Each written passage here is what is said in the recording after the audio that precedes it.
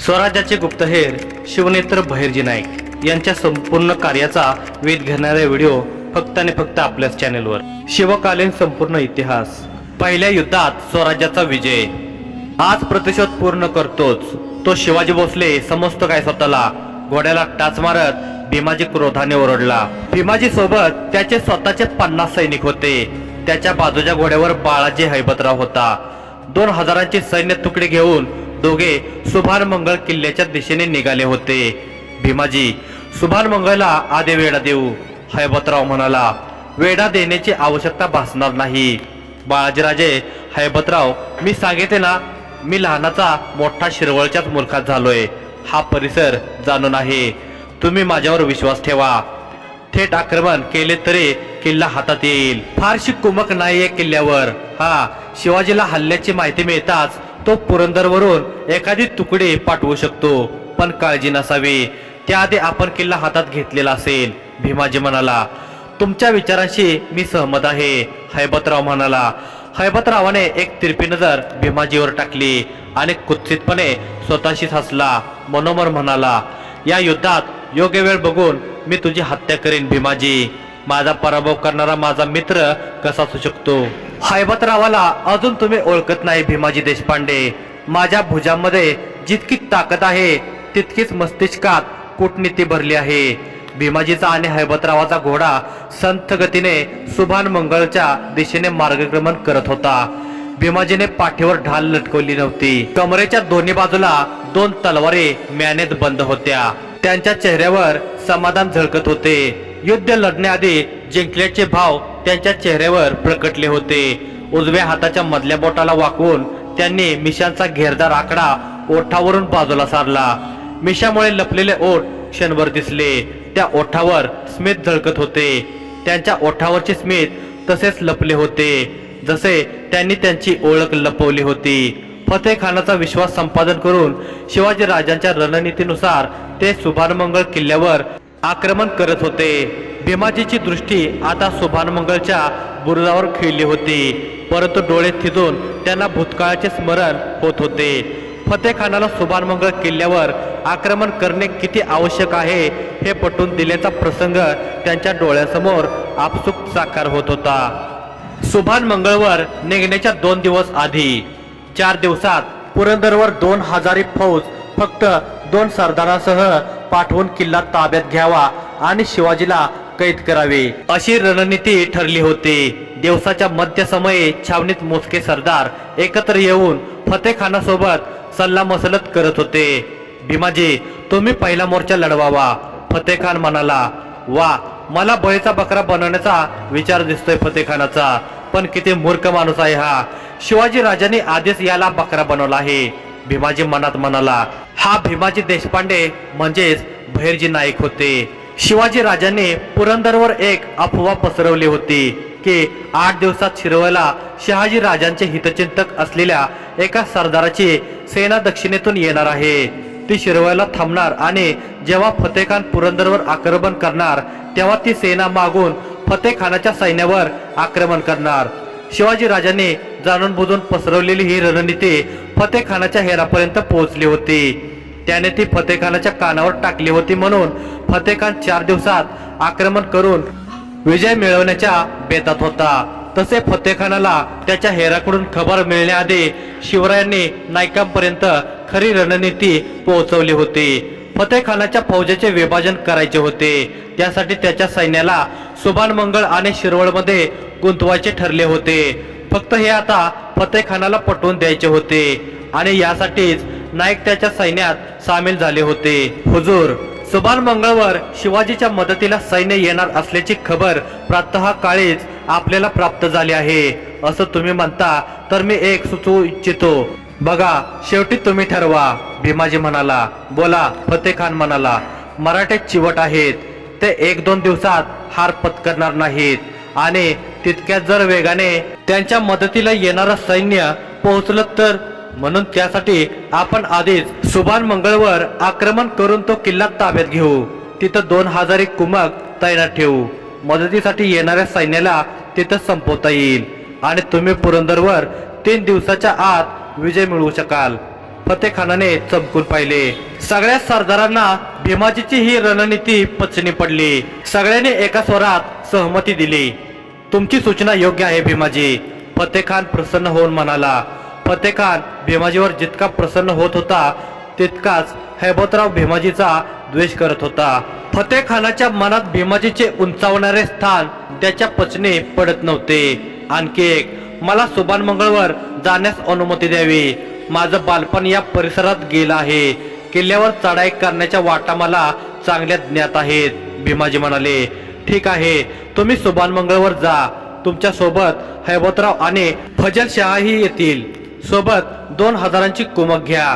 तुम्ही तिकडे किल्ला ताब्यात घेतल्याचा संदेश पाठवा. मग आम्ही पुरंदरवर आक्रमण करू. शेवटी राजांच्या मनाप्रमाणे त्यांच्या शत्रूने रणनीती ठरवली होती. भीमाजी सुभान मंगळ जवळ पोहोचला होता. किल्ल्याच्या टोकावर फडकणारे भगवे निशाण वाऱ्याच्या तालावर हेलकावे खात होते. किल्ल्यावर फारशी शिबंदी नव्हती. ती कदाचित मुद्दाम कमी ठेवली असावी. हैबतरावाला मात्र तसे जाणवले नाही. किल्ल्यावरून जय भवानी नामाचा उद्घोष मात्र मोठा होता. कदाचित त्या मोजक्या सैन्याने ध्वनी प्रसारणाच्या अनोख्या पद्धतीचा अवलंब केला असावा. त्यांचा आवाज घुमत होता. त्यावरून किल्ल्यावर बंदोबस्त मोठा असल्याचा भ्रम हैबतरावाला झाला होता. भीमाजीराव, किल्ल्यावर कुमक जास्त नाही म्हणता, पण आम्हाला तसं वाटत नाही. माझ्या मते आपल्याला चांगलीच झुंज द्यावी लागेल. तुम्ही सुरू करा आक्रमण आणि किल्ला ताब्यात घ्या. वा पुढे. हैबतरावाने भीमाजीला आदेश दिला. भीमाजीने म्यानातून तलवार उपसली. एरवी हेर म्हणून कर्तव्य बजावणारे नाईक आज सरदार म्हणून त्यांच्या आयुष्यातील पहिल्या युद्धासाठी रणांगणात उतरले होते. हे युद्ध स्वराज्याचेही पहिलेच युद्ध होते आणि या युद्धात नाईक स्वराज्याला जिंकवण्यासाठी स्वराज्याच्या विरुद्ध लढत होते. नाईक आणि त्यांचे पथक सज्ज होते. धूर्तपणात, कटकारस्थानात कितीही अग्रेसर असू देत, मोगल आणि विजापुरी दरबारी त्यांच्यावर मात करण्यासाठी शिवाजी राजांनी भैरजी पथकाची निर्मिती केली होती. हे पथक म्हणजे यशाची खात्री होती आणि आज त्याचे पुनर्परीक्षण होते. भीमाजीच्या मागे विजापुरी सैन्य धावत किल्ल्यावर चढाई करणारच होते. इतक्यात किल्ल्यावर मोठमोठ्या शिळा कोसळून विजापुरी सैनिकांच्या अंगावर पडल्या. बरेच ठेचले गेले, काही जखमी झाले, काहींचे हातपाय मोडले गेले. किल्ल्यावरून 200 तिरांचा मारा झाला. त्यात काही सैनिक घायाळ झाले, रक्तबंबाळ होऊन विवळत जमिनीवर पडले. हैबतराव पुरता गोंधळला होता. तो भीमाजीजवळ आला. काय भीमाजीराव, युद्ध लढण्याआधीच आपल्या सैन्याचं मोठं नुकसान झालं आहे. तुम्ही तर म्हणाला होता की किल्ल्यावर मोजकी कुमक आहे आणि हे काय? काळजी नसावी, किल्ला आपणच घेऊ. भीमाजी म्हणाले, नुसतं बोलण्यानं काही होत नाही भीमाजीराव. पोपटासारखं बोलून तुम्ही फक्त फतेखान साहेबांची मर्जी संपादन करू शकता. तुमच्या ताकदीच्या जोरावर तुम्ही लढाई लढूही शकता, पण युद्ध जिंकण्यासाठी कुशाग्र बुद्धी हवी, जी तुमच्याकडे नाही. मला तर वाटतं फतेखान साहेबांनी उगाच तुम्हाला नेतृत्व दिलं. हैबतराव चरफडत बोलत होता. संयम ठेवा हैबतराव. आदिलशाही सैन्य कुठं आणि शिवाजीचे मावळे कुठं? ही काय सामर्थ्याची तुलना आहे का? आणि जो पक्ष युद्ध सुरू करतो तो जिंकतो असे नाही ना हैबतराव. जो युद्ध संपवतो तो जिंकतो. भीमाजी शांतपणे म्हणाले, हेच तुम्हाला सांगतोय. मराठ्यांनी आपले 200 सैनिक युद्ध सुरू होण्यापूर्वी संपवले. आता कळलं तुम्हाला युद्धनीती नीट ठाऊक नाही, म्हणून तुम्हाला शिवाजीनं पुरंदरचा किल्लेदार बनवलं नाही. तुम्ही व्हा माग. तुम्ही आता या युद्धात सहभागी व्हायचं नाही. मी जिंकून दाखवतो किल्ला. फतेखान साहेबांना काय उत्तर द्यायचं ते मी देईन. हैबतराव चौताळत पुढे सरसावला. त्याने पांढऱ्या शुभ्र घोड्याला टाच मारली. सैन्याला आक्रमणाचा इशारा दिला. सैन्य आता किल्ल्यावर चढून जात होते. भीमाजी त्यांच्या तुकडीसोबत जागच्या जागीच थांबला होता. हैबतरावाच्या मागे जाणाऱ्या सैन्याकडे भीमाजी संत नजरेने पाहत राहिला. त्याची मुद्रा प्रसन्न होती. जा मूर्खा, मला बुद्धी नाही म्हणत होतास, पण तुमची सगळ्यांची बुद्धी कधीच कैद झाली आहे हे सुद्धा तुम्हाला कळलं नाही. भीमाजीने हळूच त्याच्या तुकडीतील सैनिकावर नजर टाकली. सगळ्यांच्या चेहऱ्यावर प्रसन्नता होती. भीमाजीने मान हलवून त्यांना अजून संयम बाळगण्याचा इशारा केला. म्यानातून दुसरी तलवार काढली. तिरकस दृष्टी किल्ल्याच्या टोकावरील तटबंदीवर टाकली. तिथे एक सैनिक योजनेनुसार भीमाजीवर भिंगाने दृष्टी ठेवून होता. त्याच्याकडे पाहून भीमाजीने दोन्ही तलवारींचे एकमेकावर घर्षण केले। तो त्या सैनिकासाठी इशारा होता। तो सैनिक पटकन तटबंदीवरून बाजूला झाला। ही सगळी योजना राजांकडून किल्लेदाराला आधीच पोहोचली होती। फतेखानाच्या गोटातील एक सरदार काय इशारा करेल आणि केव्हा करेल हे सुद्धा आधीच ठरले होते। आता त्या योजनेची अंमलबजावणी करण्यात आली होती। पुढे सरसावलेल्या हैबतरावाच्या घोड्याच्या टापा आता जागच्या जागी थांबल्या होत्या। हैबतरावाने घोड्याचा लगाम खेचला होता, कारण समोरून सुभान मंगळचा किल्लेदार शस्त्र खाली टाकून येताना त्याला दिसला होता। किल्लेदाराने किल्ला हैबतरावाच्या स्वाधीन केला आणि तो त्याच्या मोजक्या सैनिकांसोबत किल्ल्यावरून उतरून जाऊ लागला। हैबतरावाच्या आता लक्षात आले की सुभान मंगळ किल्ल्यावर शिवाजीचे फक्त 50 सैनिक होते। तेव्हा स्मित करत भीमाजी उर्फ बहिर्जी नाईक हैबतराव जवळ आले। हैबतराव, हा तर तुमच्या शौर्याचा दरार आहे। तुम्ही पुढे येत असल्याचं पाहून घाबरून शत्रूनं शस्त्र खाली टाकलं। भीमाजीच्या प्रशंसापूर्ण शब्दफुलांनी हैबतराव पूर्णपणे संतोषला होता। त्याला किल्ला सहज मिळाल्याचा अतीव आनंद झाला होता। या आनंदाच्या भरात तो विसरला की शिवाजी राजांच्या ज्या सैनिकांना त्याने सहजासहजी गड उतार होऊ दिले, कैद केले नाही, त्यांनी त्याचे 200-250 सैनिक आधीच गारद केले होते। अगदी योग्य बोललात भीमाजीराव। आमच्या शक्तीला कदाचित किल्लेदार जाणून नसेल। बाळाजी हैबतराव नाव आहे आमचं, हे त्याला उशिरा कळलं असेल। हैबतराव गर्वाने हसत म्हणाला, पण शिवाजीच्या लोकांना तुम्ही असं सोडायला नको होतं। अहो, त्यांनी आपले 250 सैनिक मारले आहेत। भीमाजीने हैबतरावाची बुद्धी ठिकाणावर आणण्यासाठी त्याला हा चिमटा काढला होता। हैबतरावाला त्याची चूक उमगली होती। त्याने चरफडत वळून पाहिले। शिवाजीचे ते मावळे दृष्टी आड गेले होते, पसार झाले होते। सुभान मंगळ किल्ला जिंकल्याची वार्ता फतेखानाला मिळाली होती। तेव्हा सूर्य पश्चिम क्षितिजा आड गेला होता। त्याच्या उष्मेची जागा आता शीतल वाऱ्याच्या लहरीने घेतली होती। फतेखान तंबूच्या बाहेर एका आसनावर बसून एका कारकुनास काहीतरी सूचना देत होता। तो उर्दू भाषेत म्हणाला, सरदार मोहम्मद अली फतेखानचा बादशाह सलाम। तुम्हाला खुश करणारी खबर तुमच्यापर्यंत पोहोचवत आहोत। शिवाजीची रणनीती आम्ही उद्ध्वस्त केली आहे। सुभान मंगळ आपण काबीज केला आहे। उद्या आम्ही पुरंदरवर हमला करणार आहोत आणि तुमचा फरेबी शिवाजी भोसलेला जिवंत पकडून विजापुरात आणणार आहोत। मोठ्या गर्वाने फतेखानाने खलिता लिहिला होता। प्रसन्न मुद्रेने त्याने त्यावर त्याचा शिक्का उमटवला होता आणि संदेशवाहकास विजापुरी पाठवले होते। ताबडतोब संदेशवाहक निघाला। फतेखानाने आकाशात पाहिले। चंद्राच्या कोरेजवळ एक तारा लुकलुकत होता। तो तारा चंद्राच्या वाटेत पूर्णपणे सामावलेला नव्हता, तरी फतेखानाने त्या चंद्र ताऱ्याला पाहून डोळे बंद केले आणि काहीतरी पुटपुटून डोळे उघडले।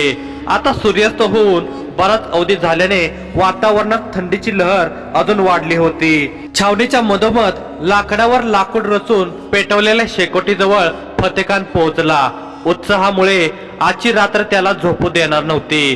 तो दोन्ही हात मागे बांधून शेकोटी भोवती चालत विचार करत होता, उद्या शिवाजीला पकडणार। असू देत मराठे कितीही चिवट, मी फतेखान आहे। तोफांचा मोठा भडीमार करेन आणि एका दिवसात युद्धाचा निर्णय लावेन।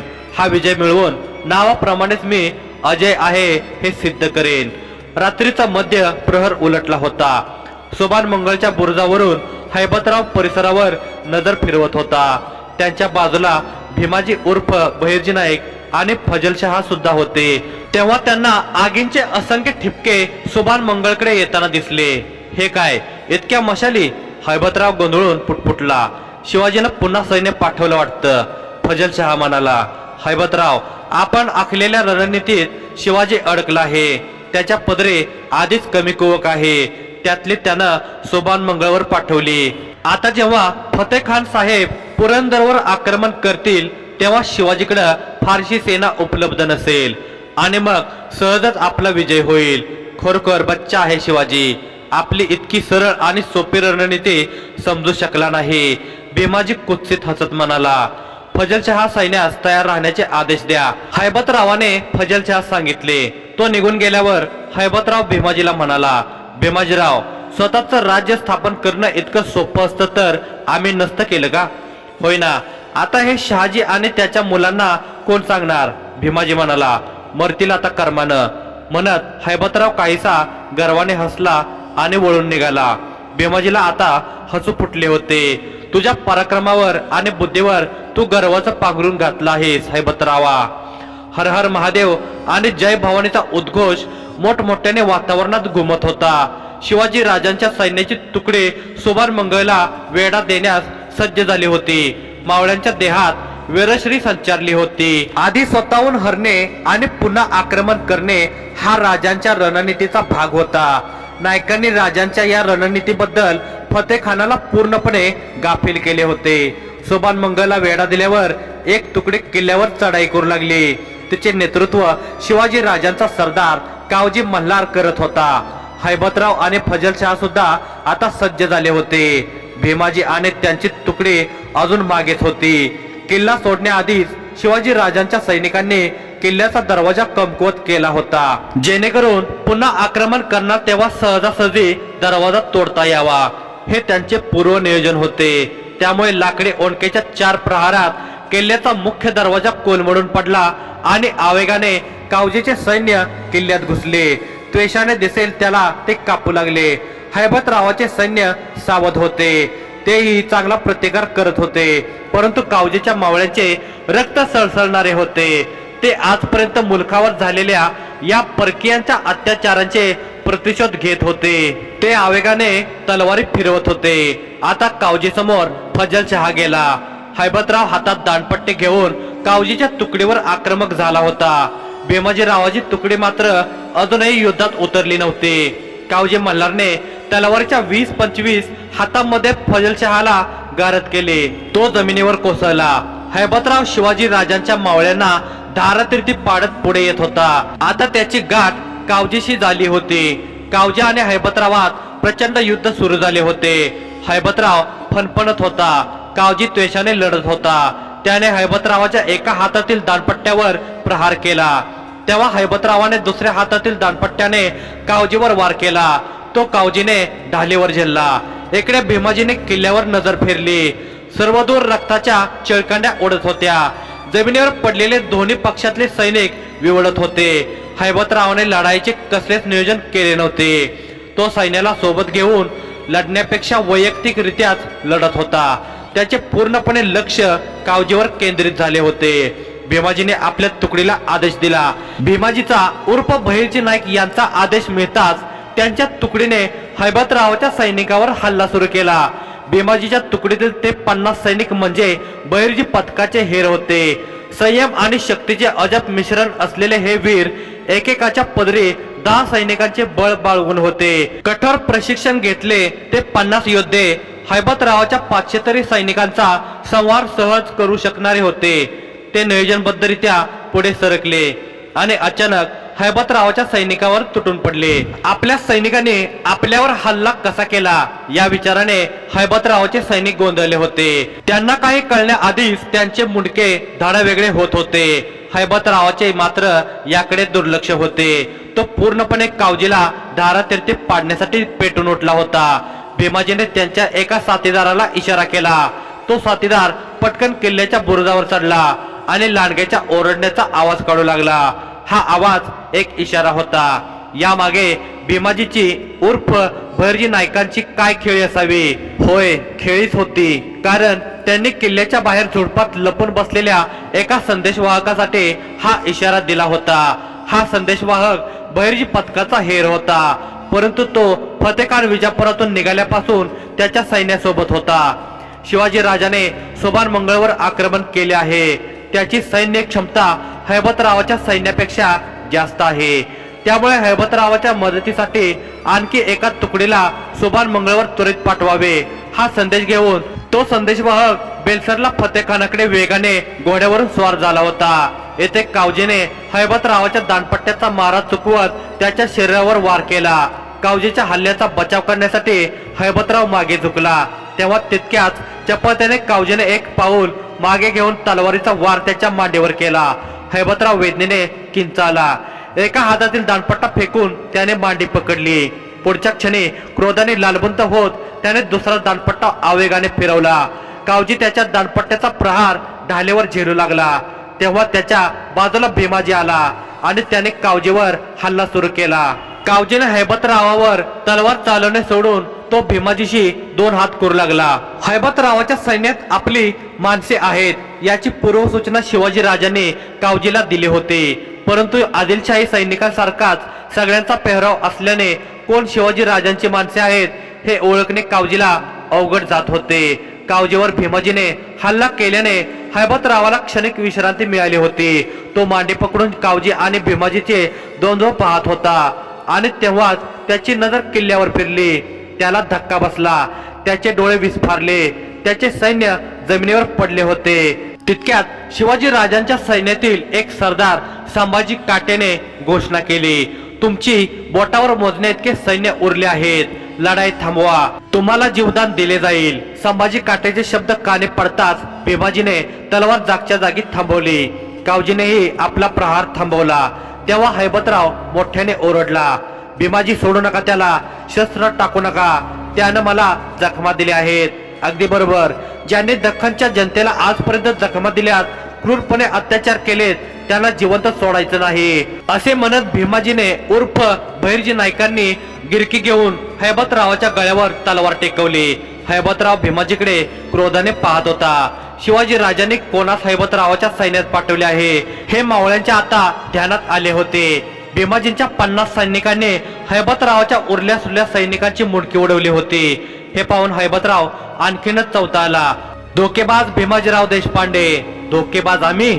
हैबतराव, तुम्ही त्या विदेशी अत्याचारींना सहकार्य करून या मातीशी जी धोकेबाजी करत होता त्याचं काय? भीमाजीने त्याला विचारले. फतेखान साहेबांना तुमचं सत्य कळेल तेव्हा तुमची अवस्था काय होईल याचा विचार करा, हैबतराव रोषाने म्हणाला. हैबतराव, फतेखानाच्या छावणीवर शिवाजी राजांनी आतापर्यंत हल्ला केलाही असेल, भीमाजीने स्मित करत म्हटले. आदिलशाही सैन्य संख्या किती आहे तुम्ही जाणून आहात ना? हैबतराव गर्वाने हसला. हो, त्यातले 2000 आम्ही इथे कापलेत. 1500 सैनिकांची तुकडी पुन्हा येत होती तुमच्या मदतीला, पण त्या तुकडीला शिरवळच्या जंगलात लपून बसलेल्या शिवाजी राजांच्या सैनिकांनी केव्हाच कापले असतील. उरलेले बेलसरला मारले जातील. एक भुवई उंचावून भीमाजी उर्फ बहिर्जी नाईक म्हणाले. ही तुमची रणनीती होती भीमाजीराव देशपांडे? क्रोधाने हैबतरावाने विचारले. माझी नाही, शिवाजीराजे भोसलेंची. आणि एक, आम्ही भीमाजीराव देशपांडे नाही आहोत. मग ते जाणून घ्यायची तुमची कुवत नाही, भीमाजीने स्मित करत म्हटले. ह्या दगाबाजीची तुम्हाला किंमत चुकवावी लागेल. तुम्ही प्रत्यक्षरित्या आदिलशहाशी दगाबाजी केली आहे. हैबतराव खेकसला. हैबतराव, आदिलशाहीला कसं कळणार आम्ही दगाबाजी केली ते? तुम्ही सांगणार का? वा, किती हा दृढ विश्वास. अजूनही तुम्ही या किल्ल्यावरून जिवंत उतरून जाऊ शकता असं वाटतंय का तुम्हाला? कौतुक वाटतं तुमच्या या विश्वासाचं, भीमाजी हसत म्हणाला. हैबतराव हार मानणाऱ्यातला नाही भीमाजी. हैबतराव डोळे वाटावरून म्हणाला. हारला तर तुम्ही पहिल्याच बेटीत होता हैबतराव. शस्त्राभ्यासातच तुम्हाला धूळ चाखवली होती, पण आज नाही. असे म्हणत हैबतरावाने भीमाजीच्या पोटात चपळतेने लात मारली. हैबतरावाच्या मानेवर भीमाजीने ठेवलेली तलवार त्या हालचालीने हैबतरावाच्या खांद्याला स्पर्शून गेली. त्याच्या खांद्यातून रक्ताची धार लागली. प्रसंगावधानताच राखत कावजेने पुढे येऊन पटकन हैबतरावाच्या पोटात तलवार घुसवली आणि पोटात घुसलेली तलवार पोटातच फिरवून बाहेर काढली. तलवार निघाल्यावर त्या जखमेतून घळाघळा रक्त वाहू लागले. मशालीच्या उजेडात किल्ल्यावर पसरलेला रक्ताचा सडा स्पष्टपणे दिसत होता. दोन्ही पक्षातील मृत सैनिकांच्या अंत्यसंस्कारासाठी त्यांच्या पार्थिवांना किल्ल्याच्या पायथ्याशी नेलं जात होतं. ही सुद्धा एक भिन्नता होती. इतर शासक आणि स्वराज्यामध्ये शत्रू पक्षातील सैनिकांच्या पार्थिवांचे अंत्यसंस्कार करण्याची भारतीय संस्कृतीची परंपरा पुन्हा रुजवली जात होती. युद्ध करून जिंकलेला पहिला किल्ला सुभानमंगळ स्वराज्यात आला होता. नायकाने पाठवलेला संदेशवाहक फतेखानाकडे गेला होता. तेव्हा त्याचा निरोप सत्य मानून आणखी एक तुकडे फतेखानाने पाठवले होते. त्या तुकडीवर शिरवळच्या जंगलात आधीच लपून बसलेल्या शिवाजी राजांच्या सैन्याने हल्ला करून सगळ्यांना संपवले होते. मग नंतर बाजी पासलकर या अनुभवी पराक्रमी योद्ध्याला शिवाजी राजाने फतेखानावर अकस्मात हल्ला करण्यासाठी बेलसरला पाठवले होते. त्याने फतेखानाच्या बेसावध सैन्याला चांगलेच जोडपले होते, परंतु सावध झाल्यावर त्यांनी प्रचंड प्रतिकार केला होता. स्वराज्याच्या प्रथम युद्धात बाजी पासलकर या स्वराज्याच्या पहिल्या सरदारास वीरमरण आले होते. शिवाजी राजांच्या या सैन्याने फतेखानाला डिवचून पुन्हा पुरंदरच्या दिशेने पळ काढला होता. आता फतेखान चौथाला होता. त्याने मावळ्यांचा पाठलाग केला. ही राजांची रणनीतीच होती. त्याच दिवशी प्रातःकाळ होईपर्यंत फतेखान त्याच्या सैन्यासह पुरंदरवर आला. यामागे शिवाजी राजांचा हेतू हा होता की सुभान मंगळवर जे झाले त्याची फतेखानापर्यंत खबर पोहोचण्याआधी त्याला युद्धात गुंतवावे. विजापूरशी संपर्क साधून आणखी सैन्य मागवण्यासाठी त्याला पुरेसा अवधी मिळू नये हे राजांचे प्रमुख धोरण होते. फतेखान पुरंदर जवळ आला. त्याचे सैन्य मारेच्या टप्प्यात येताच किल्ल्यावरून युद्धार्थ दुंदुभीचा घोष झाला. तोफांचा मारा सुरू झाला. आग ओकणारे बाण शत्रूवर सोडले जाऊ लागले. गोफणीतून दगड भिरकावले जाऊ लागले. या माऱ्यात आदिलशाही सैन्य बऱ्याच प्रमाणात गारद झाले होते. जखमी सैन्य काढता पाय घेऊन माघारी पळत सुटले. शिवाजी राजांच्या एकामागे एक सैन्य तुकड्या बाहेर पडू लागल्या आणि तुंबळ युद्ध सुरू झाले. फतेखानाचा एक एक सरदार गतप्राण होत होता. शिवाजी राजांच्या सैन्याचा प्रभाव पाहून काही सरदार त्यांच्या तुकड्यांसह युद्ध सोडून धावू लागले. फतेखानाने त्यांना थांबवण्याचा पूर्ण प्रयत्न केला, परंतु तो थांबवू शकला नाही. शेवटी त्याला सुद्धा माघार घ्यावी लागली. स्वराज्याचे प्रथम युद्ध शिवाजी राजांनी जिंकले होते. आदिलशहाचा अजय सरदार पराजयी झाला होता. या निर्णायक युद्धात बहिर्जी पथकाने स्वराज्य निर्मितीसाठी स्वतःला सिद्ध केले होते.